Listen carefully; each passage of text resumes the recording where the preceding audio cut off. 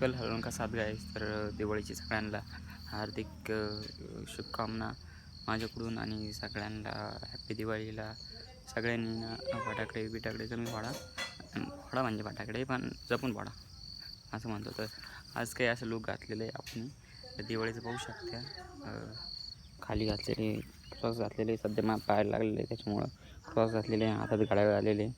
घड्याळाचा 8:24 झालेली एक अंगठी आलेली आणि उजव्या हातात परत एक अंगठी घालेली आणि डायमंड रिंग वगैरे सॉरी ती राहते ती रिंग कोणती थिंक याची असते ती खडाच म्हणते का काहीतरी म्हणते असंच काहीतरी आहे. आणि हा दिवाळीला असं काय होतं आणि काय होतं एवढं सांगू आपण. आज थोडी तब्येत खराब बी आहे कारण की थोडा ताप बी येऊ राहिला. आणि आपण या झाडाची थोडे कट केलेले आहे कारण की लाईटिंग मला काल रात्री दिसत नव्हती.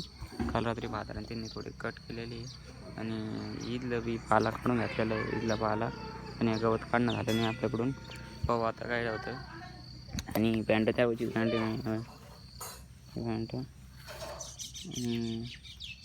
सध्या क्रॉक्स घातलेले आणि चातमधून मोजे घातलेले. खाली ईद लागेल नाही ईद लागेल त्याच्यामुळं क्रॉक्स घालून घ्यावं म्हटलं. तसंच मग पाहू आता. सूर्य बी उगलेलं आहे. तुमच्याकडे कसं काय चालू आहे आज दिवाळीचं काय वातावरण चालू आहे. सकाळचं काय मोबाईल चालू आहे तुमच्याकडं मला नक्की सांगा. आणि गळ्यात चेन घातलेली आहे चांदीची आणि एक आहे हापशीच एका जणांनी दिली होती. मित्र याची होती जवळच्या माणसाची होती. तो माणूस बी नाही आहे. मग पाहू. तर आपण मसोबाला चाललो आहे आणि पाहू आता. इकडं बी एकदम दिवाळीला आता लोक आहे नाही इकडे भट्टीवरची लोक दिवाळी झाल्यावरची दिन आता एवढं आहे. आणि रोडला काही इंडिकेटर लागले गाड्या विचारले ना लोकांच्या.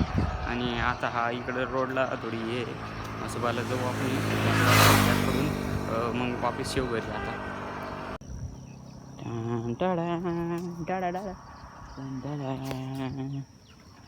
आता इथं सावली आहे इकडून येऊ म्हणून अजून एवढं लांब आहे मंदिर. मला मंदिराचं पाय पडून येऊ म्हटलं. आज दिवाळीचं चांगलं राहतं ना मंदिराचे पाय पडेल माहीत नाही. आज लक्ष्मीपूजन संध्याकाळी लग्न पूजनचा व्हिडिओ येईल पुढं. जर आला तर गाळ्यात चेन कशी दिसू राहिली बाहेर दिसू राहिली का ठीकठाक दिसू राहिली.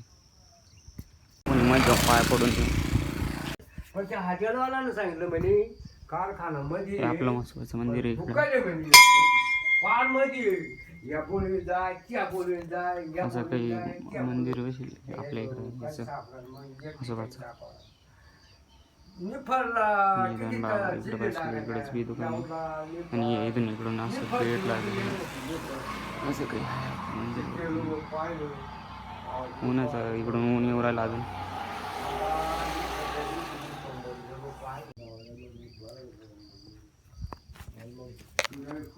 आलो दर्शन घेऊन भाऊ. तर थोडं मात्र बाबांसोबत बोललो. ते म्हणत होते फटाकड्यांचा काही विषय चालू होता. फटाकड्यांचा विषय म्हणजे काय म्हणलं यांना काय कळायचं आहे म्हटलं फटाकड्यांचं. पण भाऊनीच ते फटाकड्यांना डोकं काढून टाकलं. मला डोकं खराब करून टाकलं.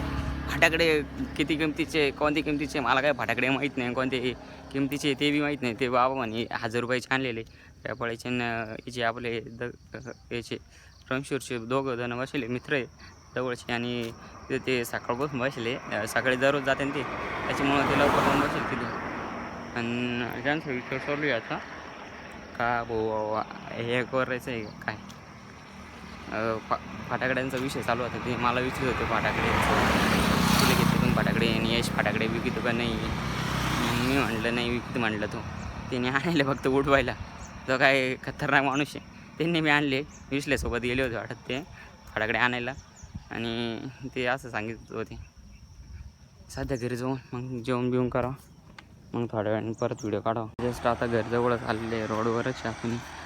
आणि हा बोर्ड दिसला का आपण जायचं लागतं मध्ये. आणि मध्ये जाताना लागताना आता झाड वगैरे लागत आहे. आणि घरी बी पोचलो आहे आपण. आता बघू आता टाईम भरपूर झालेला आहे. 8:45 झालेली. आणि इथे एक खीर बी भेटून दिलेलं आहे. तो सकाळी गोरा करेल आणि त्या कॅरानी सॉरी झाडाची पानं बी भेटून दिलेली आहे आपण इकडं. हां इकडं अजून आकाशकंदील बंद करून टाकलेलं. खतरनाक अशी उरायला याच्यातून उशी जाळून टाकली तिची एवढं असं बारपैकी ना.